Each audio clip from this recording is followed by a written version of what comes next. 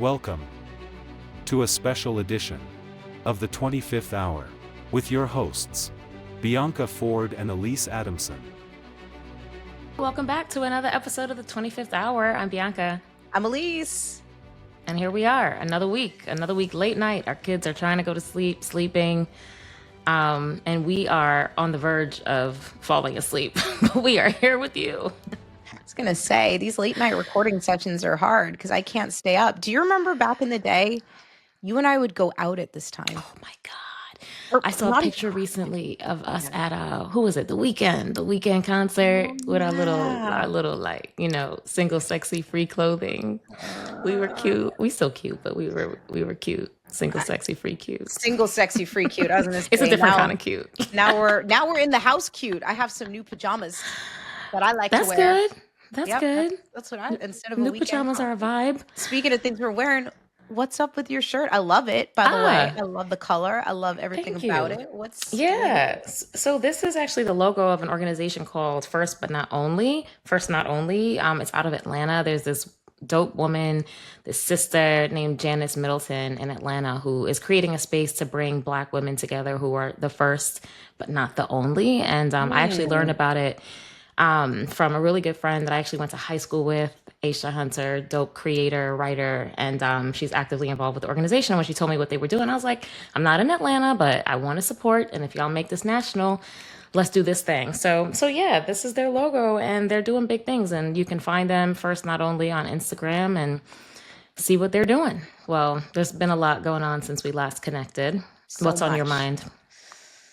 I mean, I don't even know where to start. I feel like it's not even a 24-hour news cycle. It's more like a 15-minute news cycle because you're like, oh my God, that happened. And then you're looking at it, and then all of a sudden you get breaking news. You're like, no, I haven't finished reading the other thing. I was actually going to ask you about that because you're legit now on TV every day. Okay. And, for me, I can distance myself from it when it's too much, but you can't really do that. Like, how are you dealing with that level of demand?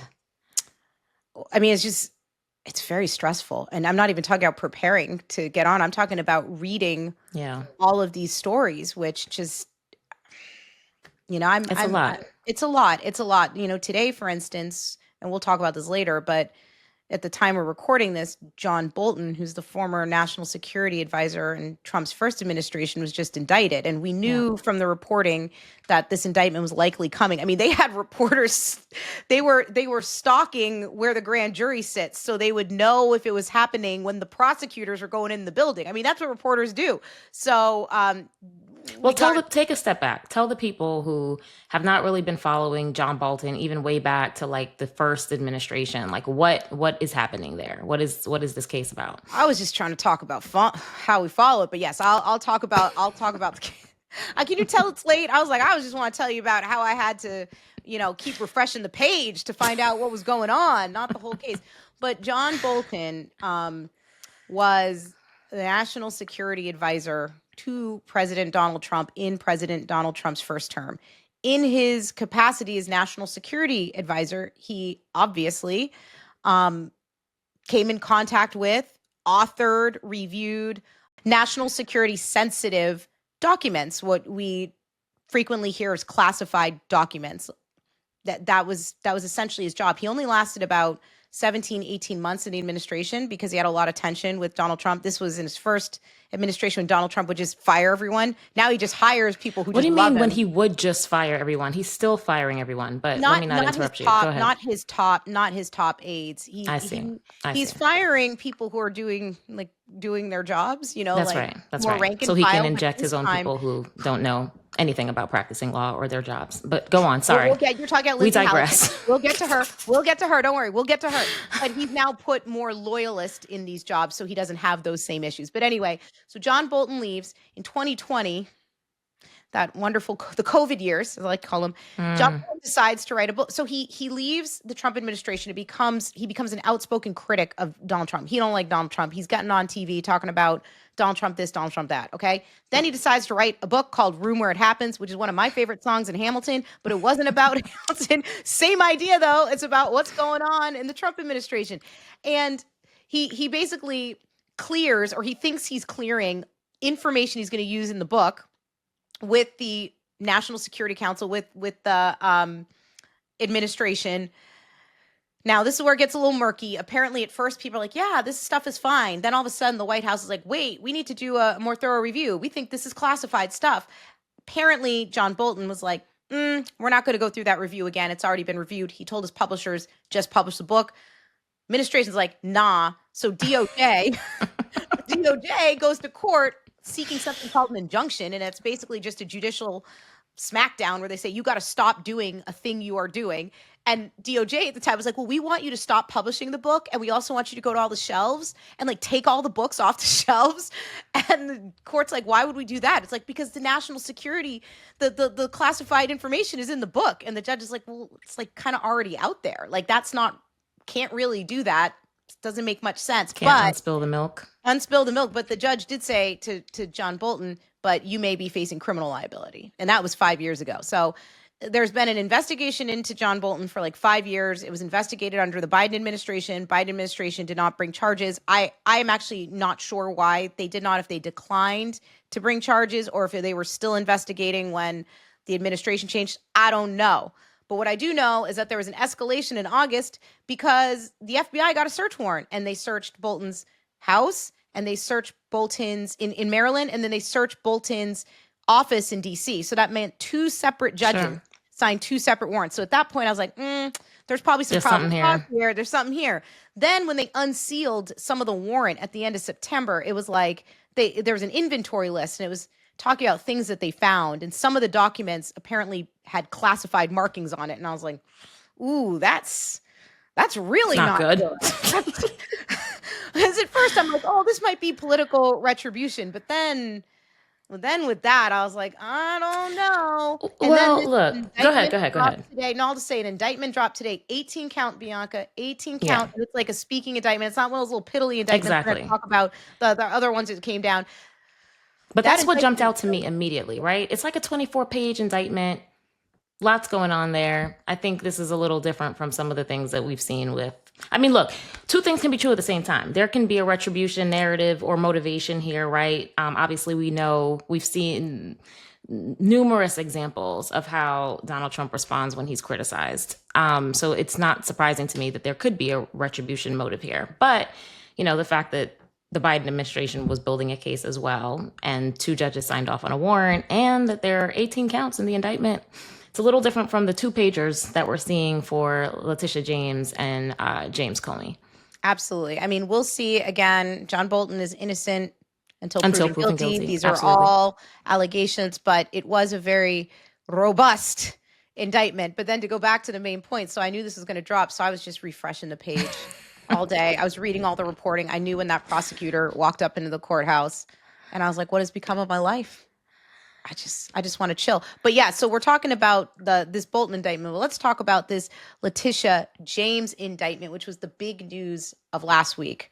So she has a defense, but she did purchase a second property that she said she uses as an investment property, right? That she used it in an investment property that a family member was living. That's why she said she has a defense, because it was a family member. It's not like it was a member of just random public. But she did file. She has to do these filings as a public official, and she did indicate she received rental income from this property. Listen, I know a lot of people who Airbnb their house and also use it for part-time. Well, this family was living there, so her defense is going to be that when she went to stay with them, that's when she was living there part-time, because the family was legitimately living. This was not an Airbnb. The family has been living there for years. She doesn't seem scared, is all I can say. She doesn't seem scared. She doesn't seem. She had that. It's been frustrating. Why is it frustrating? It's frustrating to see what is happening with our government overall, right? And just the weaponization. And I know that this is not the first time in our history that there's been weaponization of the Justice Department, but it is the most pervasive and pronounced and obvious, right? To have a sitting president go out on Twitter and tell the Department of Justice who they should indict is just absurd. And it is irresponsible. I've been reading this book called How Democracies Die, okay? And it's riddled with, it's probably the same as you catching up on the news to go sit on CNN or MSNBC. But it's interesting to see the parallels between what is going on now and what has happened in places like Russia and Hungary, and various, other parts of the world. And, what's really resting heavy on me this week is the arguments that we just had in the Supreme Court on this case out of Louisiana on the Voting Rights Act, right? Louisiana v. Calais. And when I was reading How Democracies Die, it was interesting because one of the things the book talks about is how prior to the 1960s, our political parties were like ideological tents. They were so diverse in terms of membership and race and all of those things. And then sort of in line with the 60s when there were all of these civil rights wins, both the Civil Rights Act of 1964 and the Voting Rights Act of 1965, that's when some of the polarization started to happen. And you saw, the Democratic Party be home for people of color, and conservative whites and evangelicals were sort of more driven to the Republican Party, especially after Roe v. Wade. So it's almost like there was this intent, right? There's been a lot of efforts over the last maybe 10 or so years, if not more, to really gut the Civil Rights Act. And if you look at some of the provisions of Project 2025, which we talked to y'all about 2 seasons ago, right? Tried to warn you. There's a lot of interest, there are a lot of elements of Project 2025 that kind of suggest that part of that organization's goals was to gut the Civil Rights Act and was to make it harder to prosecute cases that involve political manipulation of districts, right, based on race. And this particular case, Louisiana v. Calais, the question of whether or not Section 2 should survive was sort of spontaneously raised by the court, like out of nowhere. That was not what the case was originally based on. So it feels like this intentional, calculated effort by a court that's not supposed to be an activist and not supposed to be political to raise this question to get to this place where the last vestige of protection for certain communities is going to be gone. So it's just, that's what's sitting with me most heavily this week. And when you juxtapose that alongside all of the other things that we are seeing, we are in a very, very scary time. And I find myself feeling stressed out, not because of anything that is like legit directly impacting me personally on a day to day, but the weight of what is happening in our country is heavy. And there's no foreseeable end to what we are experiencing in sight. I mean, do you feel that at all? I mean, I do, but I think I've just had a really pessimistic view of the country for a very long time. Like you, well, I mean, now I don't have any time to read. I don't know. You must have a 26-hour if you're sitting up there reading an entire book. But before I was outnumbered with the amount of children in my house, I used to read for fun. I actually have a history book somewhere behind here. And these things are cyclical. There is, if you look back from a historical standpoint, you say how democracies die, civilizations rise, civilizations fall. And if you just kind of track where we were heading, even in the Obama years, I remember saying, this is not gonna end well, because there are a lot of people who were very, very upset. And everyone who thought we lived in a post-racial world was incorrect. And I don't know why they believed that at all, which is why I was also not surprised when Donald Trump was elected in 2016. I called that very, very, very early. So I think I'm stressed out. I told you I was stressed out reading the news. But when I stop reading the news, I'm not as stressed out because it's not as acute, because I've been mentally preparing for this for some time. But I mean, that's just how I feel. Do you think I'm being too pessimistic? I mean, and honestly, I'm the person who's Googling golden visas. So just to give you an idea of where my mind is, I'm not condoning anything that's going on. I'm just telling you that I'm not as optimistic as some who see it getting better. But yeah, look, I think we'll recover. It's interesting because for years, I've heard the reference the American experiment, and it's so clear what that means now, right? Because the framers really expected good faith execution, and there's really no safeguard in the Constitution to prohibit certain behaviors if there is no if there's bad faith. But I think we'll recover. I think there's a lot of How? ways.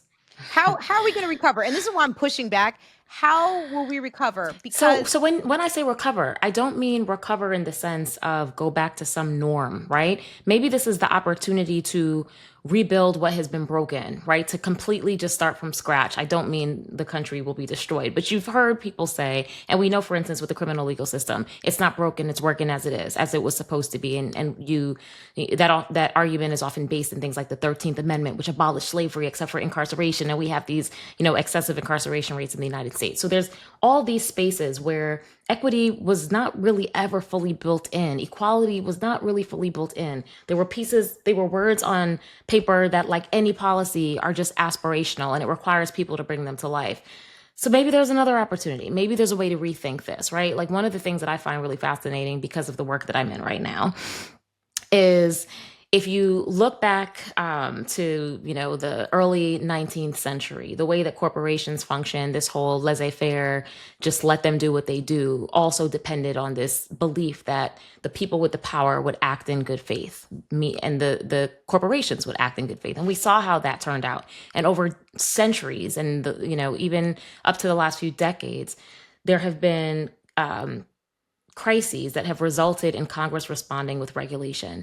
And because of that, corporations have operationalized ethics. And the government has been overseeing that. But no one's been doing the same thing for the government, right? There's no operationalized ethics for the government. When you look across, some branches don't have an ethics authority at all, Supreme Court, right? And then you have places like, you have the executive branch, where all of the ethics oversight is dispersed amongst a number of agencies, and it's completely ineffective. So, building back and fixing this and recovering, to me, looks like figuring out how we close that gap where we have no recourse when there's bad faith by those who have the power to affect life, liberty, and the pursuit of happiness. But that is assuming that a Say it majority again. that is assuming that a Yeah. majority of the country sees it as you see it, because the only way to do that is if you elect people who want to implement those changes. But there is a whole half of the country, Bianca, who honestly believe that now the government is acting in good faith, that the government had been acting in bad faith before. It was full of people who were not working. I don't know if I Full of believe that. people. I don't know if I believe that. I I'm believe that telling there. you, I'm I believe hold that on. it's not I'm half. it has to be half, because that's It's who not elected half, Donald because when you Trump. think about who was voting and who didn't vote, there was a lot of disenfranchised people. Okay, and people Bianca, who did not get the up to point. go to The the voting point I'm booth. I'm Yeah. trying to make is that over 50% of the voting electorate, that is more precise, of the people who took themselves to the polls. And this, I'm not even talking about disenfranchised people, because I want to focus on this. There is a large swath of the country who honestly believed that the government was acting in bad faith up until Donald Trump took the Yeah. presidency, who honestly believes that the government is operating with integrity right now, who honestly believes that if you install watchdogs and these other safeguards, it's just another way to weaponize the system.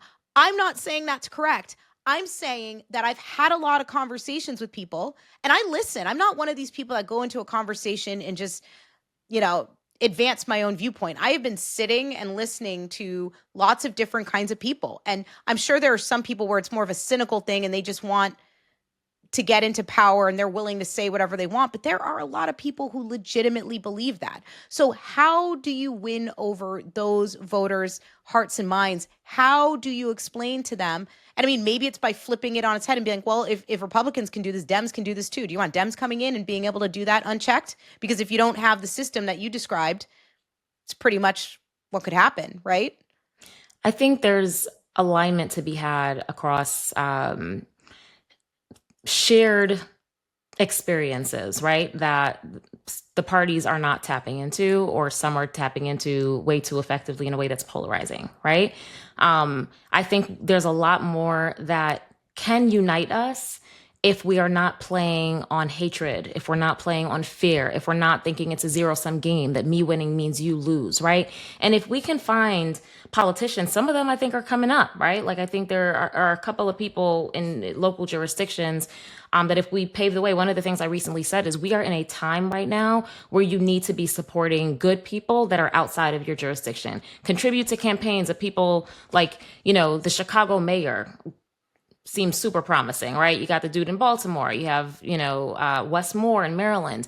It's time to contribute to the campaigns of people who are good people, ethical people, honest people, people who will support the rule of law and put people before party instead of just being so inclined to put their political ambitions ahead of everything else, right? And their loyalty, right? So Justice Sotomayor said something so interesting, and I wish I could find the full speech, but she was speaking somewhere and she said, Americans don't know the difference between a president and a king. Because if you really knew the difference between a president and a king, you would understand how fundamentally problematic what we are seeing right now is. I think there's a gap in our civics education. I think there's a lot of gaps in our Constitution, and there is a gap of support for good people in the pipeline. There's a lot of work to be done, but I don't think this country is just going to burn to shreds, right? Just like the stock market, I think, the political space is going to be cyclical, and it's a painful time to live in. And there's a lot about this country that needs to be, fixed, addressed, whatever the case is. And I think it'll happen. Let me just give you some thoughts on this, because there's so much to unpack. First of all, the gaps in civic lessons. I mean, we have a gap in education as it is. Absolutely. And now our educational system, to borrow your phrase from earlier, is being completely gutted. So if you have a generation of Americans that are going to come up who are the least educated That's true. in decades, how then, because I'm listening to you talk, and the words that are coming out of your mouth are going to be inaccessible to the average person. They don't know what alignment means. They don't know what constitutional gaps mean. They don't know what these things mean. And how many people don't understand what these things mean is only growing, okay? Sure. What is powerful is fear and emotion. And that is what this MAGA movement has tapped into. It is things that everybody can understand. And it's the oldest trick in politics, right? I mean, that's why these things are effective. Let's find an enemy to unite around. Let's find a boogeyman. Here it's immigrants. Absolutely. Right? It's very easy. That you don't need any education to get people riled up. And it's an easy way to explain why things are going poorly for people, because they don't understand how the economy works. They don't understand what runaway capitalism is. They don't understand any of that, but they do understand if I'm a low-wage worker and there's a Latino individual working the job, and I tell you, oh, they must be undocumented. That's the reason you don't got no job. And they're taking all the welfare benefits and all this stuff. There's no money for you. They understand that. So I'm hearing you, but I guess I'm much more pessimistic, because I'm like, you're right. But to me, it's more than just having intelligent leaders who believe in unification rather than division in the pipeline, because they need to be able to communicate. To message that, yes. Right? Communicate it. And people need to be able to understand what the message is. Absolutely. And on the messaging piece, I completely agree with you. Because another thing that I think we're fundamentally missing is a communication strategy that meets people where they are, that meets the average American where they are, both in terms of what they're capable of, what's accessible to them from an intellectual standpoint, but also from an actual platform, a platform standpoint. Like, nobody's watching C-SPAN, right? We get on here, we talk about Bondi and we talk about Patel. But people aren't watching that. Maybe they're watching the clips that TMZ downloads if they do, right? But people are not watching it. The government needs to adapt to how people get their information now. Maybe there's a special integrity branch that needs a TikTok page that's going to take that information, that's going to be completely unbiased and say, this is what's happening and this is what it means. But we right now have a big part of the problem is a lack of accessible information in spaces that people are, that people Donald are actually Trump would inclined say to review. He's very accessible. He tweets on Truth Social. Exactly. That's what I'm saying. They There needs to be upload something to TikToks compete with all that. the time. But they are the government. You're saying the government. I mean, I just want He's to be not the very clear. government. He is a person who is sitting in a presidential office, but he is not the government. When I say the government, I mean an entity that is able to act, unbiased and according to what the separation of power in our Constitution expects of the three branches of government. So you're talking about the entirety of the government with the three co-equal branches. I was That are not referring very to- co-equal right now. They are correct. not co-equal at all. I was referring to the executive branch, the unitary executive theory, where he pretty much is the executive branch. Congress is run by Republicans, and they have all decided to cede all of their power to yeah. the president, except for Marjorie Taylor Greene, who, by the way, I don't agree with very often, but I've been respecting her because she has been standing on business, and her business is that of her constituents. It's not even her personal belief. She's like, I represent the people of my district, and this is what is good for the people of my district. That is how a congressperson should be behaving, right there. Sure. I hear that, and I think it's great. Last week I used the term she's defecting, and you didn't agree. Do you agree now? Do you see a little bit more defecting? No, that's fine, but that's not my major point. I think like I said, I think she's standing on business. She can still appreciate President Trump and then say, I don't agree with what you're doing. That's actually how It's the supposed to work. government was supposed to work. Exactly. But I also think she sees potentially a tide shifting, and she sees his approval rate. And, I think she's also smart and savvy. But still, great to see somebody courageously using their voice and standing up for the people who elected them instead of bending over and being just completely useless. So shout out to her for that, and only that. I don't know. You know what else? I just want to say, I think because I've been looking so deeply into a lot of these people, when you hear some of their positions, when they're not just vomiting talking points, Yeah. there are, and this goes back to your point of unifying things, there are some things that everybody can agree. Now, how Eggs are we $8. address issues- Somebody start talking about eggs being $8. I know, Anyway, sorry, right? go It's on. too expensive. Well, even crime, the difference is how we want to address crime differs, Sure. right? But no, I don't know anyone that's like, I am fine with crime. I think crime is great, and we should continue to allow crime to happen. Nobody agrees on that, right? It's how we want crime reduction that people are disagreeing. But I'm like, why don't we start with like the parts we agree with? Yeah. Well, we hope we are helping you all to improve your critical thinking skills. If you like what you heard, hit subscribe, and we will see you again next time.